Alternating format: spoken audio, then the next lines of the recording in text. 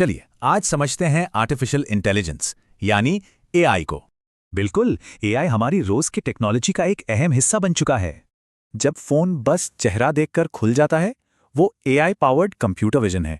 Netflix पर मिलने वाली रिकमेंडेशंस, वो भी एआई है जो पसंद का अंदाजा लगा रहा है। और गूगल मैप्स का ट्रैफिक का अनुमान लगाना, हाँ वो भी एआई ही है। तो आखिर ये एआई है क्या? सीधे शब्दों में कहें तो मशीनों को स्मार्ट बनाना। चलिए इसे और करीब से देखते हैं। आजकल हम जो ज्यादातर एआई देखते हैं वो असल में इसकी एक खास ब्रांच है, मशीन लर्निंग। मतलब कंप्यूटर को सीधे सीधे इंस्ट्रक्शंस नहीं दिए जाते, बल्कि उसे डेटा से खुद सीखने दिया जाता है।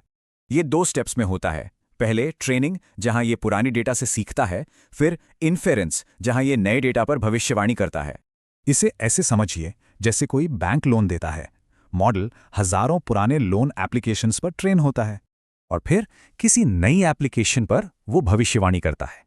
तो सवाल ये है कि ये सीखता कैसे है? पहला तरीका है सुपरवाइज्ड लर्निंग। इसमें डेटा को सही जवाबों के साथ लेबल किया जाता है, जैसे स्पैम ईमेल।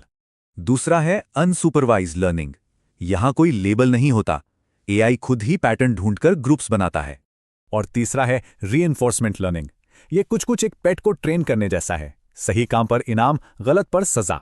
अब एक कदम और आगे चलते हैं। मशीन लर्निंग के अंदर है एक और powerful engine, deep learning. Deep learning में आर्टिफिशियल न्यूरल नेटवर्क्स का इस्तेमाल होता है, जो कुछ इंसानी दिमाग की तरह काम करते हैं। इसकी खासियत है अनस्ट्रक्चर्ड डेटा को समझना, जैसे कि तस्वीरें, वीडियोस और ऑडियो।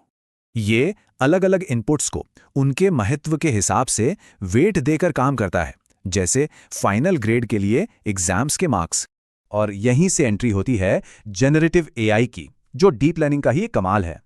तो ये एडवांस्ड एआई आखिर कर क्या सकता है? ये सिर्फ डेटा को एनालाइज नहीं करता, बल्कि कुछ नया बनाता है। ये नया टेक्स्ट लिख सकता है, असली जैसी तस्वीरें बना सकता है, ऑडियो, वीडियो, यहां तक कि कंप्यूटर कोड भी। यही वो टेक्नोलॉजी है जो उन टूल्स को पावर देती है जो हमारे काम करने और क्रिएटिविटी के तरीके को बदल रहे हैं। तो साधारण अनुमान से लेकर नई चीजें बनाने तक एआई का सफर काफी लंबा रहा है। सवाल बस ये है कि अगला कदम क्या होगा।